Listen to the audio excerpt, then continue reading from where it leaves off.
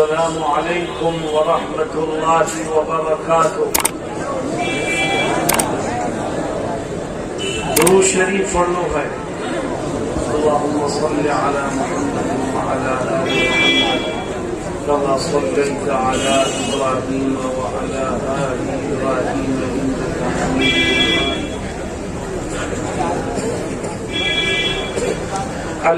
مجيد۔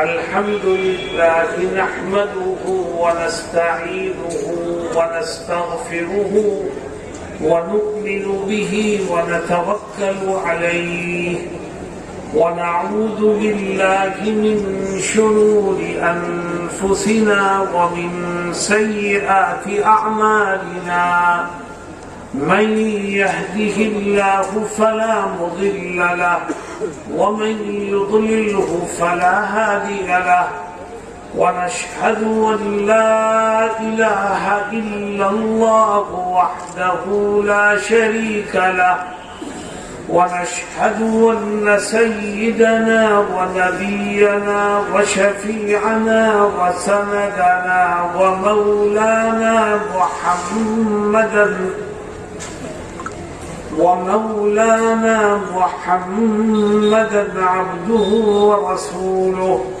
صلى الله تعالى عليه وعلى آله وصحبه وبارك وسلم، أما بعد، أعوذ بالله من الشيطان الرجيم، بسم الله الرحمن الرحيم، كل نفس ذائقة الموت وإنما توفون أجوركم يوم القيامة، فمن زحزح عن النار وأدخل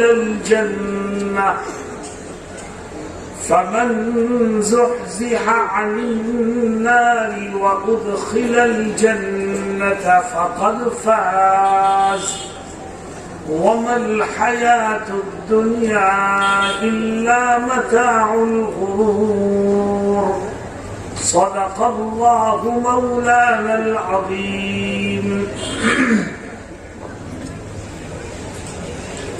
حضرات علماء کرام، معزز حاضرین اور نوجوان ساتھیوں، اس مل بیٹھنے کو غنیمت جانو، اس مل بیٹھنے کو غنیمت جانو، پتہ نہیں پھر موقع ملے نہ ملے۔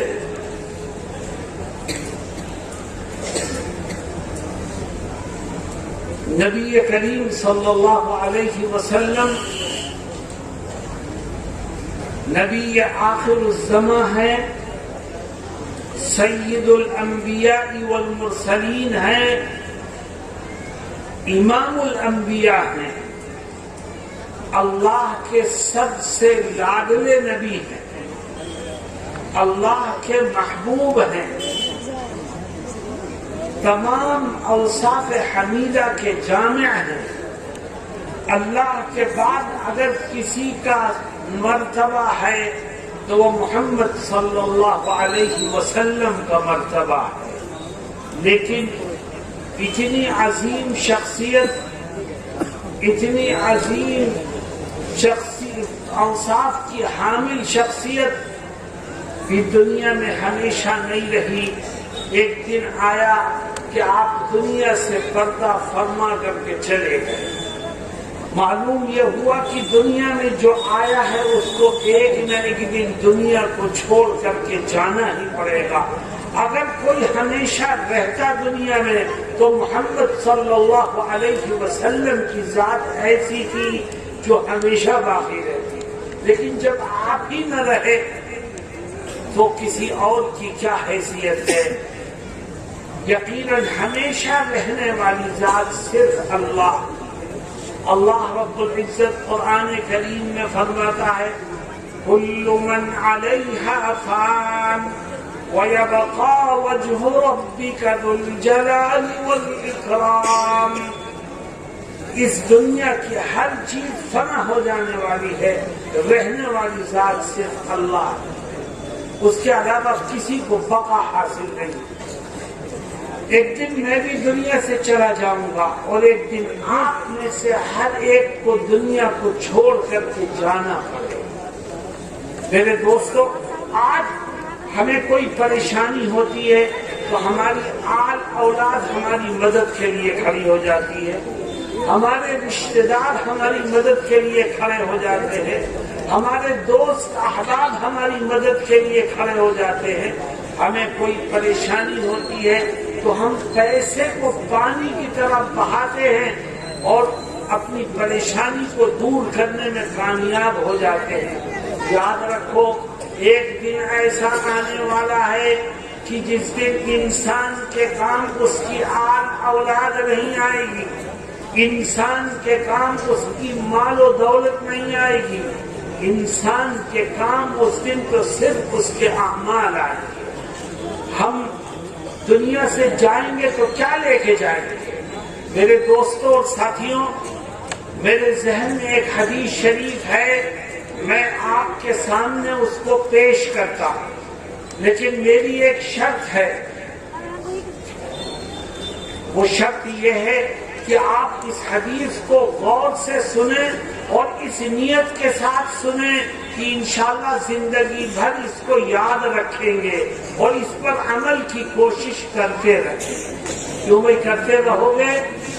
نبی کریم صلی اللہ علیہ وسلم فرماتے ہیں کہ جس دن انسان کے جسم سے جان نکلے گی اور وہ مرے گا، اس دن ہر انسان 3 چیزوں کو چھوڑے گا دنیا میں، اور دیکھو ان 3 چیزوں میں سے کون سی چیز اس کے ساتھ قبر میں جائے گی اور کون سی چیز وہ ہے جو اس کا ساتھ دنیا ہی میں چھوڑ دی۔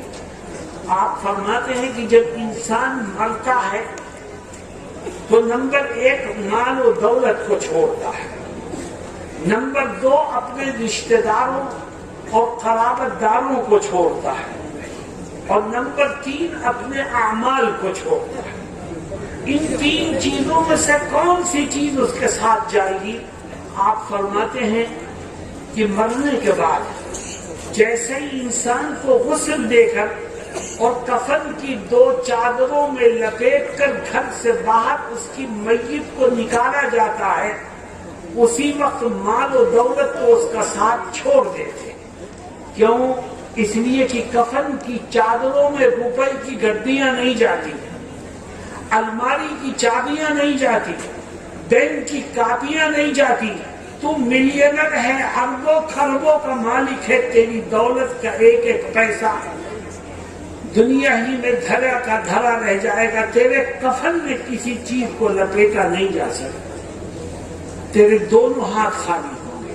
فرماتے ہیں جیسے ہی انسان کو کفن میں لپیٹ کر اس کی لاش کو گھر سے باہر نکالا جائے گا، مال و دولت تو یہی اس کا ساتھ چھوڑ دے۔ اب اس کے رشتہ دار ہیں جو اس کی میت کو کندھوں پر اٹھا کر قبرستان کی طرف لے کے چلتے ہیں۔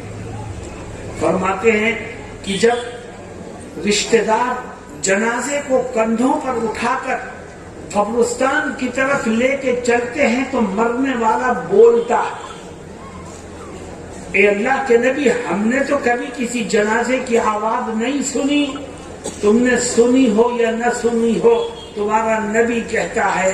اس لیے ہمارا عقیدہ یہ ہے کہ جب اللہ کا نبی نے فرما دیا ہے تو یقیناً مردہ بولتا ہوگا، چاہے ہم سنیں یا نہ سنیں۔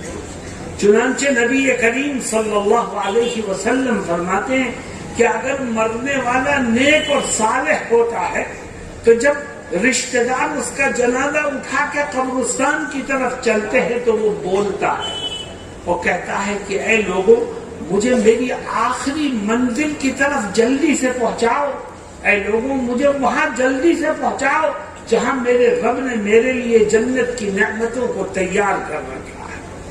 وہ بولتا رہتا ہے، لوگ اسے لے کے چلتے رہتے ہیں۔ فرماتے ہیں اللہ کے نبی، اس کی آواز انسان اور جنات کے سوا ہر مخلوق سنتی ہے۔ اور اگر اس کے برخلاف وہ مرنے والا گناہگار ہوتا ہے تو جب رشتہ دار اس کا جنازہ اٹھا کر قبرستان کی طرف چلتے ہیں تو وہ چیختا ہے، چلاتا ہے، روتا اور گڑ گڑاتا ہے، کہتا ہے ارے تم مجھے کہاں بربادی کی طرف لے جاتے ہو، مجھے کہاں جہنم کے عذاب کی طرف لے جاتے ہو. لیکن وہ روتا اور چیختا رہتا ہے اور رشتہ دار اس کو لے کے قبرستان کی طرف چلتے ہی رہتے ہیں. نبی کریم صلی اللہ علیہ وسلم فرماتے ہیں اس کی چیخ و پکار کو انسانوں اور جناتوں کے سوا ہر مخلوق سنتی ہے. یہ رشتہ دار کب تک تیرے ساتھ ہیں؟ قبرستان میں پہنچ کے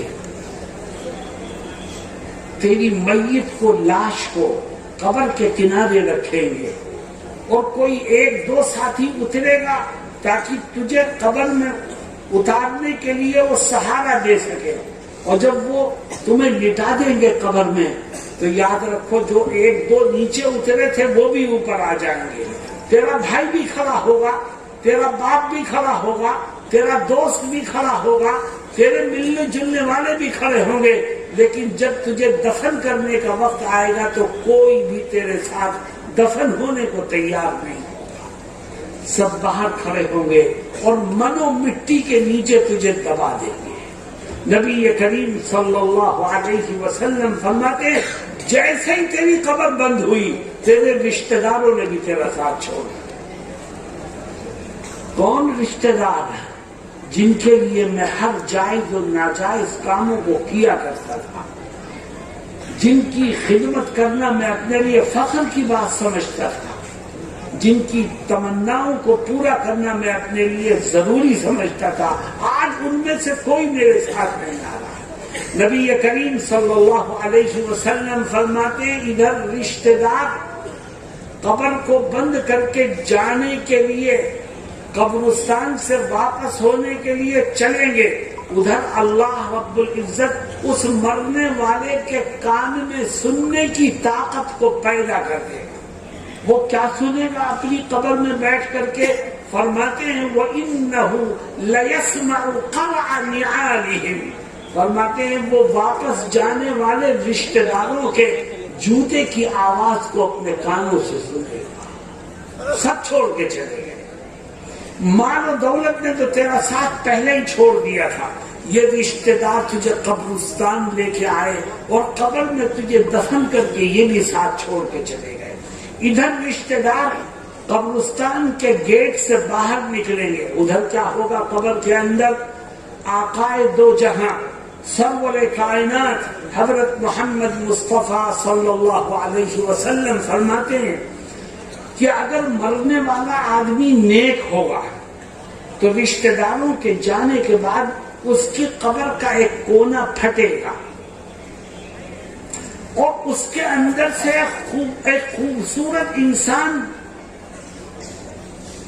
اس پھٹی ہوئی جگہ سے قبر کے اندر داخل ہوگا. وہ مرنے والا اسے دیکھے گا، کہے گا تو ہے کون؟ میرے سارے رشتہ دار تو مجھے چھوڑ کے چلے گئے، تو ہے کون؟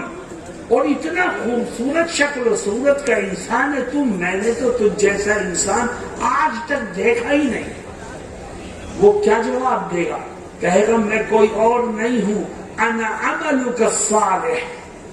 تو نے دنیا میں جو نیکیاں کی تھی خدا نے تیری نیکیوں کو میری شکل میں بنا کر تیرے ساتھ کر دیا. اب میں قبر میں ہر وقت تیرے ساتھ رہوں گا اور ہر مشکل میں تیری مدد کروں گا.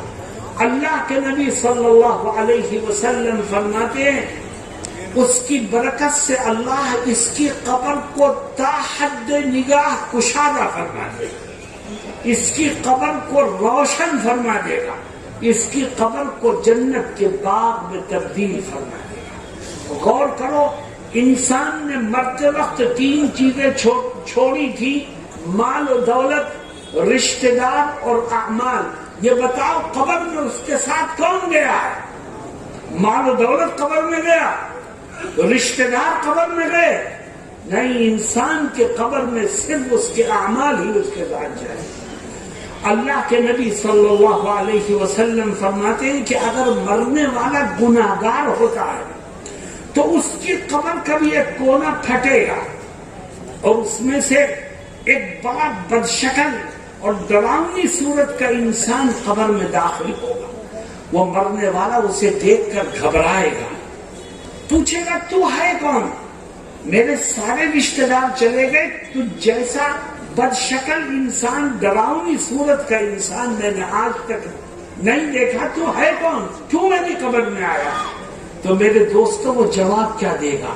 کہے گا انا عملک الخبیث, کہے گا میں کوئی اور نہیں ہوں, دنیا میں جو تو نے پاپ کیے تھے, گناہ کیے تھے, خدا کی نافرمانیاں کی تھی, آج خدا نے تیرے گناہوں کو میری شکل میں بنا کر تیرے اوپر مسلط کر دیا, اب میں ہر وقت تجھے پریشان کروں. اس کے بعد کیا ہوگا؟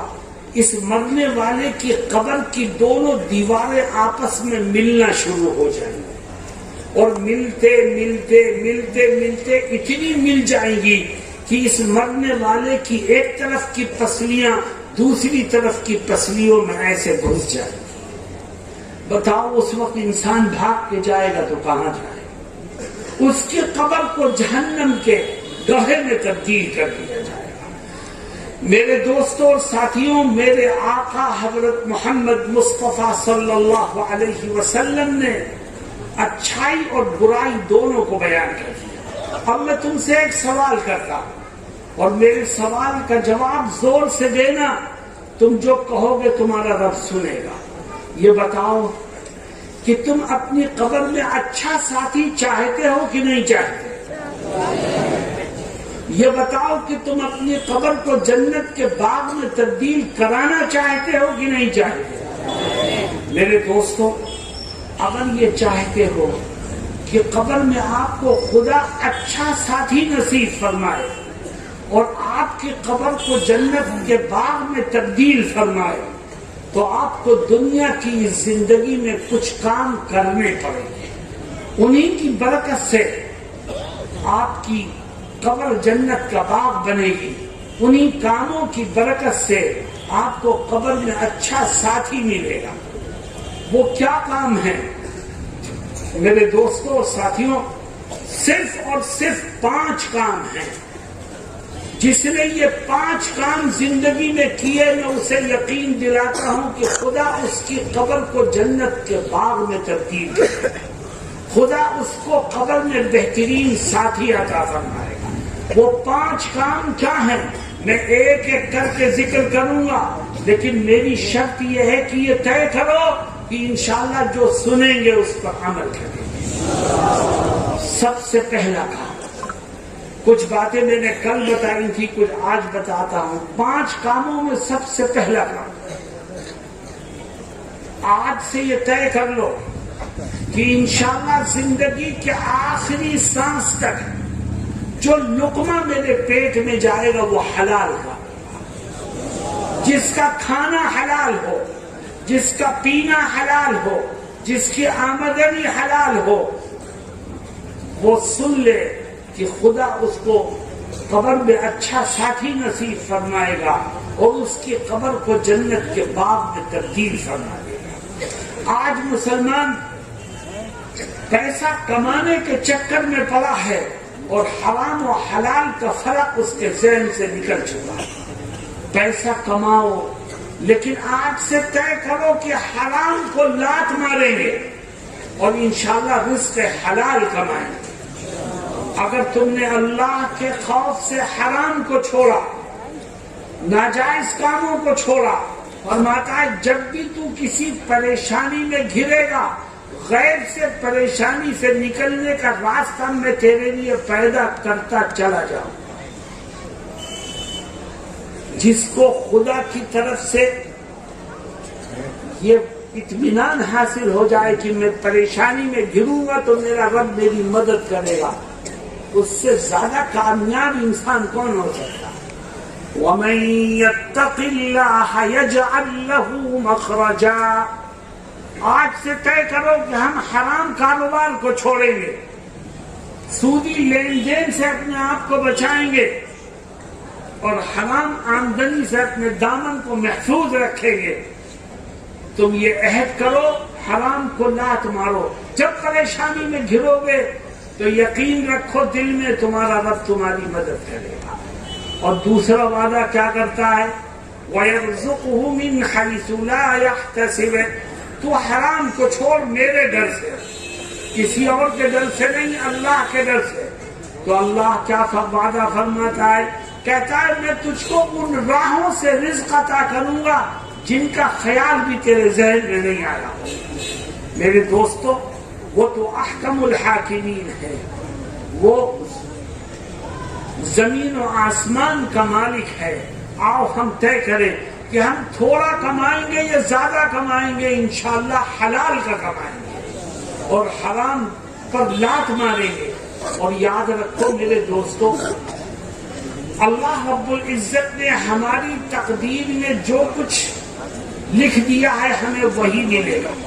جو ملنا ہے وہ تقدیر میں لکھ دیا گیا ہے اور ہمیں اختیار دیا ہے، چاہے حلال طریقے سے لے لو چاہے حرام طریقے سے، مگر ملے گا اتنا ہی جتنا تقدیر میں لکھ دیا گیا. جب تقدیر میں جو لکھا گیا ہے وہی ملنا ہے تو پھر حرام کی طرف جانے کا کیا مطلب ہے؟ ناجائز کاموں کو کرنے کا کیا مطلب ہے؟ اللہ ہمیں ہمارے دلوں میں حرام کی نفرت کو بٹھا دے اور حلال رزق حلال کی راہوں کو کھول دے.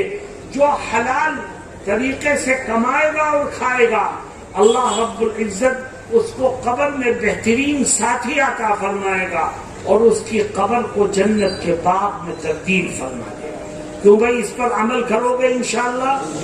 نمبر 2، اگر یہ چاہتے ہو کہ قبر میں اچھا ساتھی ملے اور اللہ آپ کی قبر کو جنت کا باغ بنا دے تو ایک دوسرا کام بھی کرو.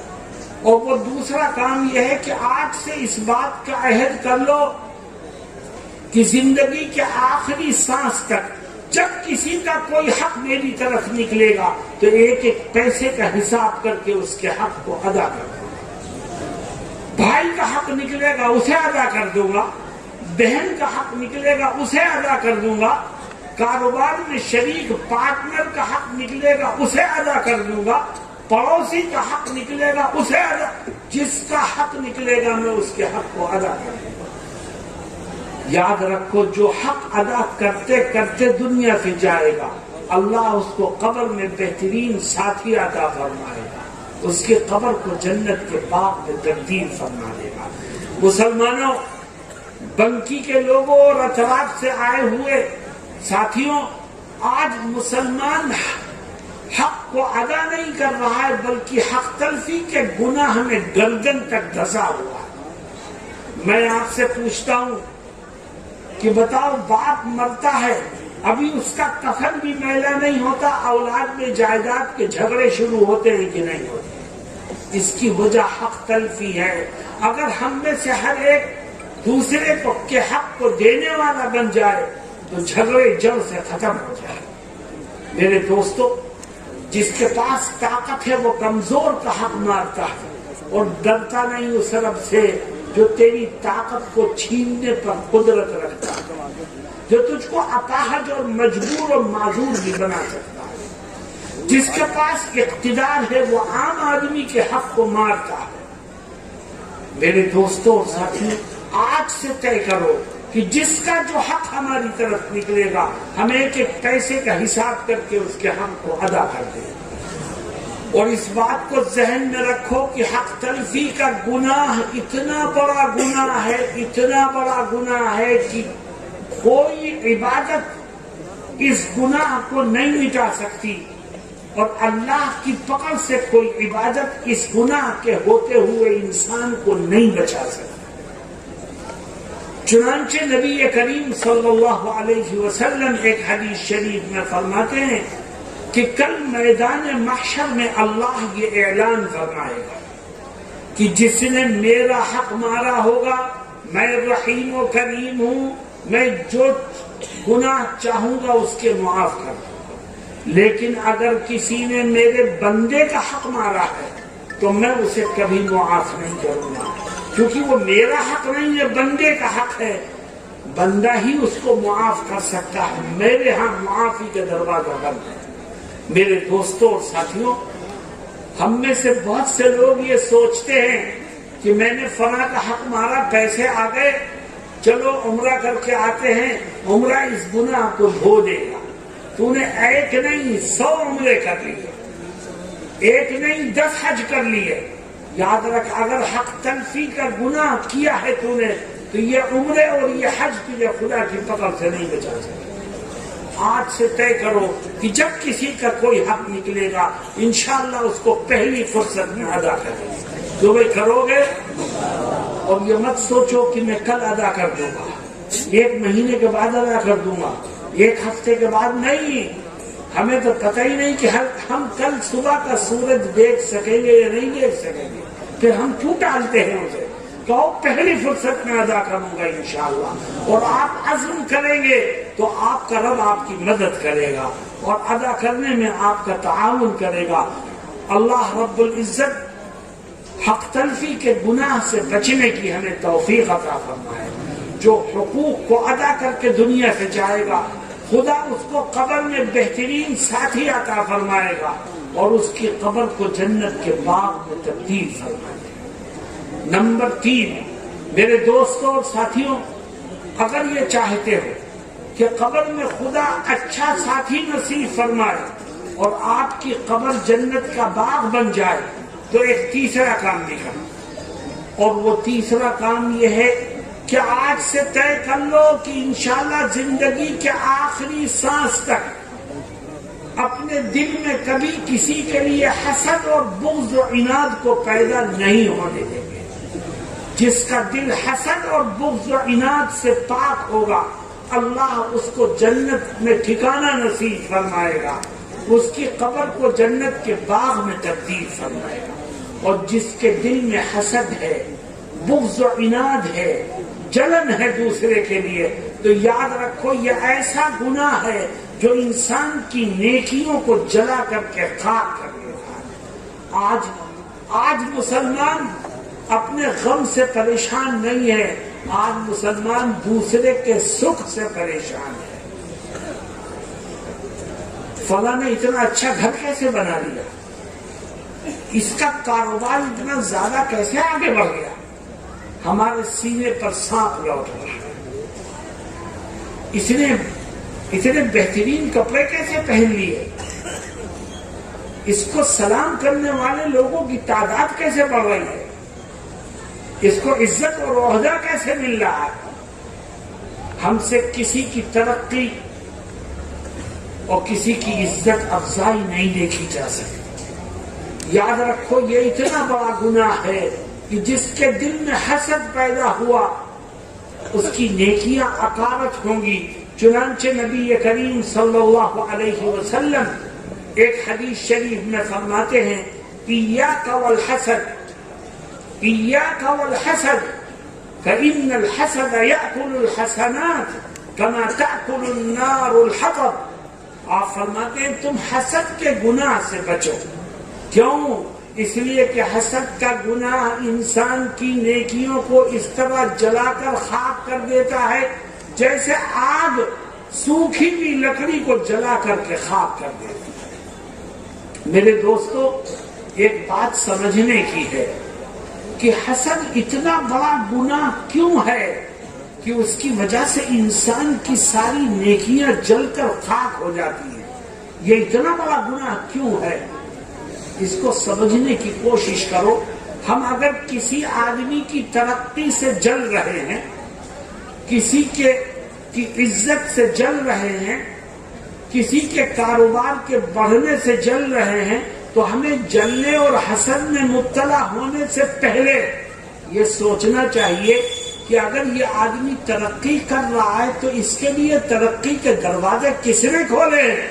اللہ نے کھولے۔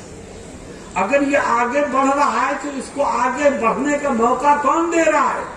اللہ دے رہا ہے۔ اگر اس کا کاروبار خوب نفع بخش ہو رہا ہے تو کاروبار میں نفع دینے والی ذات کس کی ہے؟ اللہ کی ہے۔ حسد کرنے والا در حقیقت خدا کے فیصلے سے ٹکرانے کی کوشش کرتا ہے، اور جو خدا کے فیصلے سے ٹکرانے کی کوشش کرے اس کی دنیا بھی برباد، اس کی آخرت بھی برباد۔ جتنے ساتھی یہاں بیٹھے ہیں دیکھو اپنے دل پر نظر ڈالو کہ ہمارے دل میں کسی کے لیے برائی، حسد اور بغض و عناد تو نہیں ہے؟ اگر ہے تو اللہ کو گواہ بنا کے کہو کہ اے رب میں اپنے دل کو صاف کرنے کی بھرپور کوشش کروں گا۔ حضرت نبی کریم صلی اللہ علیہ وسلم ایک صحابی کو مخاطب کر کے ایک تعلیم دیتے اور کیا فرماتے ہیں؟ یا بنی ان قدرت ان تصبح وتمسی وليس في قلبك غش لأحد فافعل، کہ اے میرے بیٹے اگر تیری صبح اور شام ایسی گزرے کہ تیرے دل میں صبح کے وقت بھی کسی کے لیے کینہ اور حسد نہ ہو اور شام کے وقت بھی تیرا دل دوسروں کی طرف سے صاف ہو، تو ایسا ضرور کر لیا کر اور اپنے دل کو صبح بھی، شام بھی، دن بھی، رات بھی صاف ستھرا رکھ۔ اور پھر آگے کیا کہتے ہیں؟ کہتے ہیں صرف داڑھی رکھنا ہی میری سنت نہیں ہے، سیدھے ہاتھ سے کھانا کھانا ہی میری سنت نہیں ہے، بیٹھ کر کے پانی پینا ہی میری سنت نہیں ہے، بلکہ دلوں کو صاف رکھنا بھی میری سنت ہے۔ وَذَلِكَ مِن سُنَّتِي وَمَنْ أَحَبَّ سُنَّتِي فَقَدْ أَحَبَّنِي وَمَنْ أَحَبَّنِي كَانَ مَعِيَ فِي الْجَنَّةِ۔ میرے دوستوں اور ساتھیوں، جو شخص یہ چاہتا ہے کہ قبر میں اس کو اچھا ساتھی ملے اور اللہ اس کی قبر کو جنت کا باغ بنا دے، تو وہ اپنے دل کو حسد، بغض و عناد اور کینے سے پاک اور صاف کرنے کی کوشش کرے۔ تو بھائی اس پر عمل کریں گے انشاءاللہ۔ سب سے پہلی چیز یہ تھی کہ آپ جو کھاؤ اور کماؤ وہ حلال کا ہونا چاہیے۔ دوسری چیز یہ تھی کہ اگر کسی کا کوئی حق آپ کی طرف نکلے تو اس کو ایک ایک پیسے کا حساب کر کے ادا کر دو۔ تیسری چیز یہ تھی کہ ہمیشہ اپنے دل کو حسد اور کینہ کپٹ سے پاک اور صاف رکھو۔ اور چوتھا کام کیا ہے؟ اگر یہ چاہتے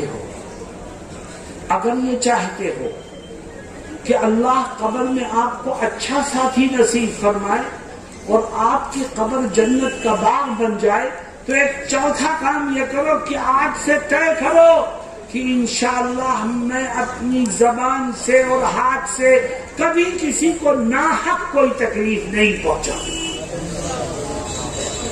اگر تیری زبان سے یا تیرے ہاتھ سے کسی کو ناحق تکلیف پہنچی تو تو ظالم ہے اور وہ مظلوم ہے، اور خدا ظالم کا ساتھ نہیں دیتا، خدا مظلوم کا ساتھ دیتا۔ اس لیے نبی کریم صلی اللہ علیہ وسلم فرماتے ہیں اتقی دعوت المظلوم فإن ليس بينها وبين الله حجاب۔ مظلوم کی آہ سے بچ، اس کے دل سے جو آہ نکلتی ہے وہ سیدھی عرش الہی تک پہنچتی ہے۔ میرے دوستوں اور ساتھیوں، آج ہم جس کے پاس طاقت ہے وہ اپنے ہاتھ سے بھی دوسروں کو تکلیف پہنچاتا ہے، اور زبان سے تکلیف پہنچانا تو ایک عام سی بات ہے۔ مرد بھی اپنی زبان کا غلط استعمال کرتے ہیں اور عورتیں بھی اپنی زبان کا غلط استعمال کرتی ہیں، اور یاد رکھو زبان کا گناہ ایسا گناہ ہے جو انسان کے کیے دھرے پر پانی پھیر دیتا ہے۔ اپنی زبان کو قابو اور کنٹرول میں رکھو، کسی کو زبان سے گالی مت دو، اپنی زبان سے کسی پر جھوٹا الزام مت لگاؤ، اپنی زبان سے کسی کو شرمندہ مت کرو، اپنی زبان سے کسی کی غیبت مت کرو، اپنی زبان سے جھوٹ مت بولو، اپنی زبان سے کسی کے لیے تکلیف دہ الفاظ مت نکالو، ورنہ یاد رکھو قبر میں بھگتنا پڑے گا۔ حضرت معاذ بن جبل رضی اللہ عنہ ایک عظیم صحابی ہیں۔ ایک دن نبی کریم صلی اللہ علیہ وسلم نے فرمایا اے معاذ میں تمہیں خیر کی باتیں بتاتا ہوں۔ انہوں نے کہا حضور ضرور بتائیے۔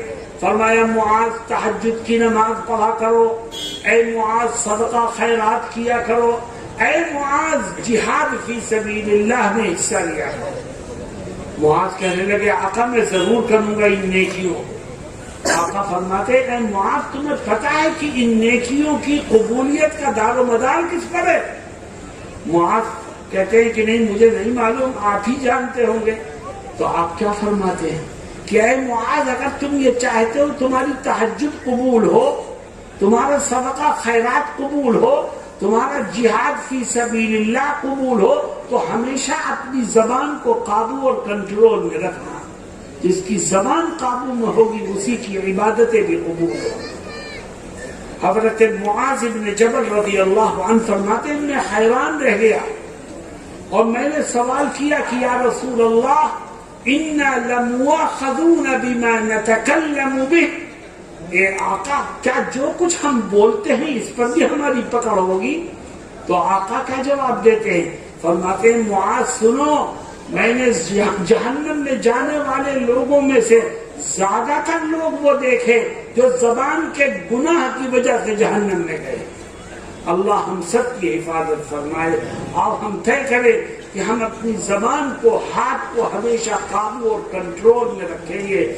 جس نے اپنی زبان کو قابو میں رکھا، اپنے ہاتھ سے کسی کو ناحق تکلیف نہیں پہنچائی، جب وہ مر کے قبر میں جائے گا اللہ اس کو قبر میں بہترین ساتھی عطا فرمائے گا اور اس کی قبر کو جنت کے باغ میں تبدیل فرمائے گا۔ تو بھائی اس پر عمل کریں گے انشاءاللہ۔ آخری چیز میرے دوستو، یہ خلاصہ ہے، آخری چیز ہے مگر بہت اہم ہے۔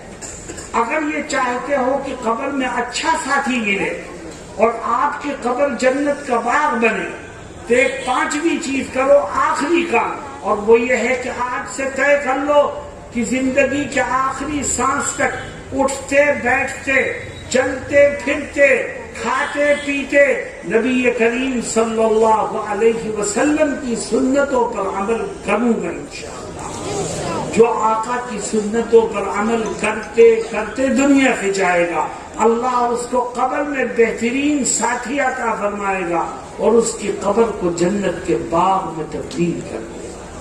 میرے دوستوں اور ساتھیوں، آج مسلمان کی بدبختی ہے کہ وہ غیروں کی نقل اتار کر کے عیسائیوں، یہودیوں اور ایڈوانس کلچر کی نقل اتار کے اپنے آپ کو ماڈرن اور مہذب بنا کر کے پیش کرنے کی کوشش کرتا ہے۔ یاد رکھو، مہذب مسلمان وہی ہے جس کی زندگی میں آقا کی سنتوں کی جھلک موجود ہے۔ مہذب مسلمان وہی ہے جس کی زندگی آقا کی سنتوں سے روشن ہو، اور آقا کی سنت پر عمل کرنے سے جو محروم ہو، یاد رکھو ہو سکتا ہے کہ کل میدان محشر میں اس کا حشر آقا کے دشمنوں کے ساتھ نہ ہو۔ بہت سے لوگ یہاں بیٹھے ہیں جن کے چہروں پر داڑھیاں نہیں ہیں۔ میرے دوستو، آؤ ہم طے کریں کہ ہم اپنے چہرے کو نبی کی سنت سے سجائیں گے۔ شادی بیاہ کے موقع پر نبی کی سنتوں کو مد نظر رکھتے ہوئے اپنے فنکشنز کو، اپنی تقاریب کو انجام دیں گے، کیونکہ نبی کی سنت سے بہتر کوئی اور طریقہ ہو نہیں سکتا۔ اور عجیب بات یہ ہے، آپ کو پیاس لگی، آپ نے پانی پیا مگر سنت کے مطابق پیا۔ آپ کو بھوک لگی، آپ نے کھانا کھایا، سنت کے مطابق کھایا۔ آپ کو حمام میں، ٹوائلٹ میں جانے کی ضرورت تھی، آپ گئے، سنت کے مطابق گئے۔ اللہ کیا کہتا ہے؟ تو نے اگر پانی پیا سنت کے مطابق تو یاد رکھ اس پانی سے تیری پیاس بھی بجھے گی اور اللہ تجھ کو عبادت کا اجر و ثواب بھی عطا فرمائے گا۔ تو نے کھانا کھایا سنت کے مطابق، اس کھانے سے تیری بھوک بھی مٹے گی اور اللہ تیرے نام اعمال میں عبادت کا اجر و ثواب بھی تحریر فرمائے گا۔ تو بیت الخلا میں گیا سنت کے مطابق، تو اپنی ضرورت کو پورا کرنے میں بھی کامیاب ہوگا اور خدا تجھ کو عبادت کا اجر و ثواب بھی عطا فرمائے گا۔ مسلمان غیروں کی نقل اتار کے اپنے آپ کو ترقی یافتہ بنانا چاہتا ہے۔ خدا کیا کہتا ہے؟ فرماتا ہے قل ان کنتم تحبون اللہ فاتبعونی يحببكم الله ويغفر لكم ذنوبكم والله غفور رحيم. اللہ کہتا ہے اے نبی میرے بندوں سے پوچھئے کہ یہ اپنے خدا سے محبت کرتے ہیں کہ نہیں کرتے. کون ہوگا جو خدا سے محبت نہ کرے؟ خدا ہی تو کھانے کو دیتا ہے، خدا ہی پینے کو دیتا ہے، خدا ہی نے دیکھنے کے لیے آنکھیں دے رکھی ہیں، چلنے کے لیے پیر دے رکھے، ان گنت نعمتیں ہیں. فرماتا ہے اتنی نعمتیں ہیں کہ تم گننے بیٹھو تو تمہاری زندگیاں ختم ہو سکتی ہیں، پر میری نعمتوں کا شمار کرنا تمہارے بس کی بات نہیں. خدا سے کون محبت نہیں کرے گا؟ ہر ایک کہے گا میں اپنے خدا سے محبت کرتا ہوں. اللہ کیا کہتا ہے؟ اللہ کہتا ہے جو مجھ سے محبت کرنے کا ارادہ کرے اور دعویٰ کرے تو آپ اس کے لیے ایک کسوٹی ہے، آپ اس پر اس کو پرکھیے. اگر اس کسوٹی پر وہ کھرا اترے تو صحیح ہے، ورنہ جھوٹ بات کہتا ہے. کسوٹی کیا ہے؟ فرماتے ہیں جو مجھ سے محبت کا دعویٰ کرتا ہے دیکھیے اس کی زندگی میں میرے محبوب کی سنتیں ہیں کہ نہیں ہیں. اگر میرے محبوب کی سنتوں پر وہ عمل کرتا ہے تو پھر وہ اپنے دعوے میں سچا ہے. اور آپ اس سے کہہ دیجئے کہ وہ اگر میرے محبوب کی سنتوں پر عمل کرتا ہے تو وہ مجھ سے محبت کرے یا نہ کرے، میں خود اس سے محبت کرنے لگوں گا. وَيَغْفِرْ لَكُمْ ذُنُوبَكُمْ، اور سنتوں کی برکت سے میں اس کے بہت سے گناہوں کو معاف کر دوں گا. میرے دوستوں اور ساتھیوں، آؤ ہم طے کریں کہ زندگی کے ہر قدم پر ہم سنتوں پر عمل کریں گے. جو سنتوں پر عمل کرتے کرتے دنیا سے جائے گا اللہ اس کو قبر میں بہترین ساتھی نصیب فرمائے گا اور اس کی قبر کو جنت کے باغ میں تبدیل کر دے گا. میں نے کہا تھا شروع میں کہ ہر ایک کو دنیا سے جانا ہے، کوئی بقا اللہ کے سوا کسی کو نہیں ہے، ہر ایک کو فنا کے گھاٹ اترنا ہے. لیکن جس دن جسم سے جان نکلے گی، بدن سے روح نکلے گی، اس دن نہ مال کام آئے گا، نہ آل اولاد اور رشتہ دار کام آئیں گے. اس دن تو انسان کے کام صرف اور صرف اس کا عمل آئے گا.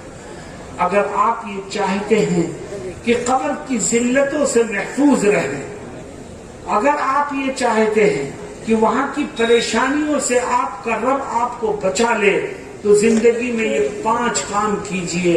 جس نے ان 5 کاموں کو کیا اللہ اس کو قبر میں اچھا ساتھی نصیب فرمائے گا اور اس کی قبر کو جنت کے باغ میں تبدیل فرما دے گا. اللہ رب العزت مجھے اور آپ کو کہنے اور سننے سے زیادہ عمل کی توفیق سے مالا مال فرمائے. میرے دوستو، یہ کچھ بچے رہ گئے ہیں جن کی دستار بندی ہونی ہے، ابھی ہوگی ان کی. اور ایک بات اور میں واضح کر دینا چاہتا ہوں کہ مولانا محمد اسلام صاحب نے آپ کی اس جلسے کے لیے حضرت مولانا سید ارشد مدنی مدظلہ العالی صدر جمعیت علماء ہند کو دعوت دی تھی اور میں بھی اس دعوت دینے میں شریک تھا. حضرت نے یہ فرمایا کہ میرا ضعف اور کمزوری اور بیماری کا زمانہ ہے، اگر میری طبیعت ٹھیک ہوگی اور ہمت ہوگی تو میں آ جاؤں گا، اور نہیں ہوگی تو نہیں آؤں گا، آپ اپنا جلسہ کر لیجئے گا. حضرت آج لکھنؤ آئے تھے اور لکھنؤ میں جمعیت علماء اتر پردیش کی ایک منتظمہ کی میٹنگ میں شریک ہوئے. میں نے ان سے درخواست کی، فرمانے لگے کہ میں رات میں اپنے گھر اور اپنے کمرے کے سوا کہیں ٹھہر ہی نہیں سکتا، میری طبیعت اس قابل نہیں ہے کہ میں کہیں اور رات گزار سکوں، اس لیے میں شام کے جہاز سے واپس جاؤں گا، میری طبیعت آمادہ نہیں ہو رہی ہے. ان کے ضعف اور نقاہت کو دیکھ کر کے پھر ہم لوگوں نے بھی اصرار کرنا مناسب نہیں سمجھا.